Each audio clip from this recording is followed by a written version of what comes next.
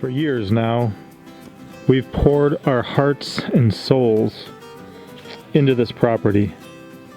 We've not only paid cash for this land, but we've paid for the things that we have on this land with our own blood, sweat, and tears.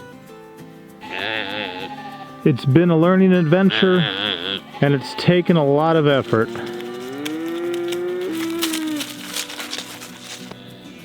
When I look around on the property, I not only see the end result of our labors thus far, but I see how it's set us up for our future if we stay on this property. Not everything that we've been working on is completed yet, and there's still a lot of work to be done if we stay. While no one really knows what the future holds, what I do know is that our investment in this property so far has set us up for the future. So as I hear different things and think about different things, one of the questions that comes to mind is if it would be a good idea for us just to sell this property and start over again somewhere else. To put it simply, we are not moving. We have no plans of moving, but I also hope that people would consider a few things if they're contemplating moving. If you're like me, you've been observing a lot of different changes in our society. When a lot of things are changing in the world, it may not be the best time to react to things as if we're in a stasis existence. Things are not always going to be the way that they have been, and if we can see different things pushing change and changing before our eyes, then we shouldn't really necessarily act like we did 10 years ago. A couple things that would definitely come into consideration for us personally. Number one is that we have a very kind of strict no debt mentality. It comes from scripture. It comes from what God reveals in the Bible. And when he sets out the blessings and the curses, he puts debt on the pile of curses. And, so that means from the first time we ever see debt arrive in the Bible, it's called a curse. And I think it's one of the most common reasons that people cite for relationships not working out. And it's sad to me that a lot of people maybe go get a car payment, they got a car loan, they're making payments to own the car, and they go to college and they can't afford it, so they take out a student loan, and they meet somebody in that same situation, and the first thing they do is they try to come together in this union is they invite one of the biggest reasons relationships don't work out, or that people claim they don't work out, being debt, into that relationship. There's a lot of reasons I'm not a fan of it. It's very common. A lot of people do it. They're free to have their own convictions, their own reasons, their own other things. It's just that personally, we are personally against it. If somebody is in debt, do we love them any less? Do we, you know what I mean? No, of course not. We still care for people. We still love people. Other things, I just don't encourage anyone to do that. And try to help people out of it. So another thing to think about is just going to be the setup. I would recommend, if people are not set up very well and they're able to obtain a better property or a better location to live that is more set up, maybe that has some pastures, maybe has some outbuildings, maybe has an existing garden, absolutely. It's a good idea to get somewhere where you have more freedom to be more self-sufficient, because we know you can't always rely on others, and even when others want to help, they may not have the opportunity. Last year, people probably wanted to sell people toilet paper. They wanted to sell people toilet paper. There were people who really wanted toilet paper, but they didn't have the opportunity to. There was no supply. Another thing, a lot of places last year, garden seeds and fishing lures and things like that, even in Springfield, Missouri, not that far away, fishing lures at Walmarts were not allowed to be sold in Springfield. because they were non-essential. Same thing happened, at least on the northeast coast, with garden seeds. There was a local authority figure, often a mayor or a governor or something like that, who says, these are non-essential, you cannot buy them. So while the store clerk who's got their job may want to sell you garden seeds and be like, wow, I'd much rather have you plant some garden seeds and not need to come out and expose yourself to all these people for this food that we have on our shelf, but just have it at home and maybe even let it go to seed and maybe not need to buy seeds next year and stuff like that. Even though they wanted to sell those, they were not allowed by the authority figure in their area and then also by their immediate bosses and stuff. The stores were not allowed to sell them. So even when people want to help, they don't always have the opportunity for a number of reasons. Therefore, if you can help yourself and exercise that freedom, it's much better. For a lot of people, like even here, we haven't been on this property for that long. It's been years, but it's been a handful of years, 5 at the most that we've ever really invested anything in this property, probably more like 4 or 3. Just because we were off-site doing some things on the property before we moved onto the property in 2018. But we've accomplished a lot. And I would hate at a time of such uncertainty to be able to have to start with nothing, like 100% raw land, and put up some fences and build some buildings and start working a garden. A lot of the grass in a lot of areas around here is Bermuda grass. There's small patches on my property, but I intentionally buy non-Bermuda grass hay. There's some up there in the hay barn. Okay, it's over there. I got scared, I didn't see any. But I intentionally buy non-Bermuda grass hay because I do not want to introduce that to my property, because you should see a lot of people's gardens. By the time fall or spring rolls around, when it's the garden season just shuts down, their whole garden turns back to like a wild pasture. And you would never know there was a garden there because of the Bermuda grass. I would hate to have to start with a situation where I've got just an open field or woods, which would probably be even worse in some cases, and turn it into a working garden. So for some people, I look and I see what's happening, and I see that they're making these choices right now. If you're just picking up, and can afford to, and you're picking up an additional property to do more on, that seems reasonable.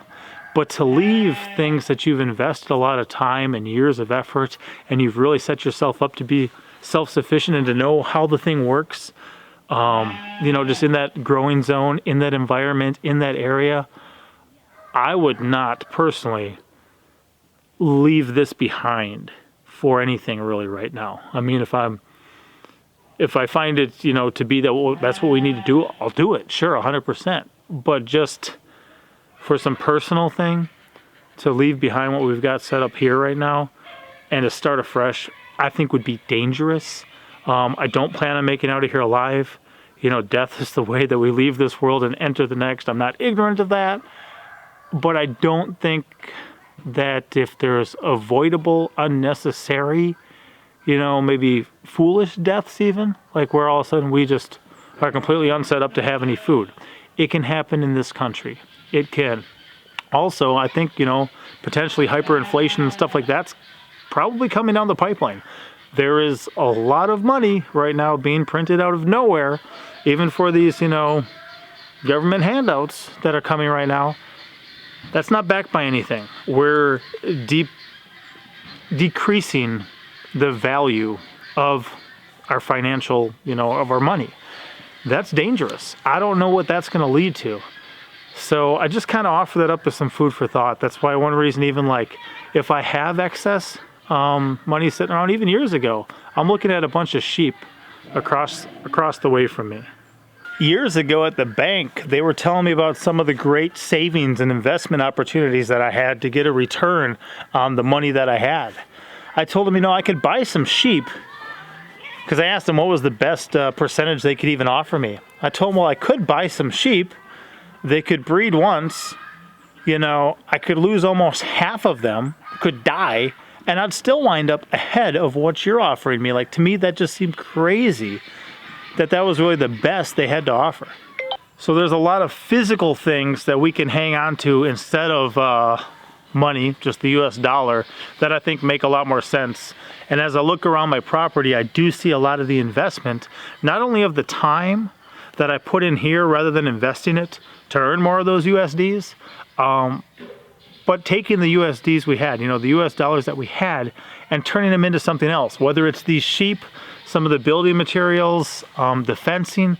There's so much here that we have invested in right now, that we've poured our resources, whether it's even time, energy, creativity, any of that into, that I want to reap a greater reward on that investment. I want to be here to reap the reward. If I never planted my garden again, there would probably, to a level, be decades of food. There's fruit trees in there that would continue to produce. There is, raspberries and strawberries and things that would continue just to spread and produce and come back. And a lot of the things go to seed on their own, and they drop their seeds on their own, and they come back on their own. There's so much in there that would just be spreading and just be cranking out a greater harvest for us, doing so much more than just some raw land, because of the investment that we've already made in that. So some years ago, we did move 750 miles. Some years ago, we did buy some raw land, and we've been working on it ever since. I think it's been a wise investment of our time, and even there was a lot of things we did, in 2017, 18, 19, 2016, that led up to us having a pretty decent 2020 compared to what we could have or would have had if we didn't do those things. I also know a lot of people in transitional points right now where they are just now leaving behind some of the things they knew, where they didn't have a lot of opportunity. They didn't have a lot of freedom. They weren't set up to be very self-sufficient. And they're in the process right now of trying to start from scratch. I commend that. I think that's wise. But I would be wary about doing it at the cost of debt. And I would also be wary of leaving something that you've invested your time and effort into and built up and set yourself up to start new. It just, you may have all that knowledge and wisdom and experience that you've gained from doing it wherever you were or are, but to have to reinvest that all in something else right now, just with the way society is, the world is, geopolitically, everything that's going on, it wouldn't sit right with me. And I personally wouldn't consider it to be a wise move for us. And therefore, sometimes as I look at other people doing it, I just kind of wonder, ooh, seems kind of dangerous. I definitely wish you well. I hope it works out. I hope it's amazing. I hope it's even better. But it seems to me like that may not be the case. So those are just some of my thoughts about the general idea about moving in a time like this. A number of people are in the process of moving. Some people are buying new properties. Some people are about to sell the things that they've worked on for years. Even a lot of the homesteaders right now on YouTube. It's something that's happening. That's kind of where I'm at. And a number of times people, when I just share some of my thoughts in situations like this, people appreciate it. They reach out to me in the comments. They encourage me to periodically do this. So in case anyone wants to know kind of where I'm at on something like that, my thoughts about the situation, that's where I'm at. If you guys are in a situation where you're not very well set up and you have an opportunity to set yourselves up better, 100%, I say that's a very wise thing to do. And daylight's fading. If you're going to do it with ambition, with drive, with purpose, with intent, with energy, and really invest of yourselves now while you can. I wouldn't recommend doing it at the price of debt, but I do recommend doing it if you can. And if you guys are pretty well set up, I would recommend continuing on where you are to make yourselves more set up. We were pretty well set up here, but until a week or two ago, we did not have this as an option. So I worked really hard to get this in. Tomorrow I'm going to wake up hopefully early again and continue working on our root cellar. That's something that I really believe in, that I really want to work in. There's also an amount of gardening prep for this spring that I want to do while it's still winter. I've got to be able to do this. I've got to go above and beyond what I've done already, and I've got to continue investing in this current property because we have done a lot of things to set ourselves up here. That's why I would not move to start from scratch at this point. I have an investment opportunity here that I can build on the foundation that we've already laid and continue to reap a return on the investment of time and energy and resources and finances that we've already poured into this place. For what it's worth, hopefully you guys enjoyed that. If you're still here watching the video this late, I definitely appreciate you. Hopefully you guys got some wisdom out of what I shared. Feel free to leave the comments about your own thoughts. Not trying to bash anyone, not trying to condemn anyone, not trying to persuade anyone. I'm just sharing from my point of view some things for people to take into consideration and to think about, because we're all kind of in this together. Whatever's happening to our world right now, we're all alive right now. We're the ones who are going to have to deal with it. So I'll see you next time. Papa out. Thank you very much.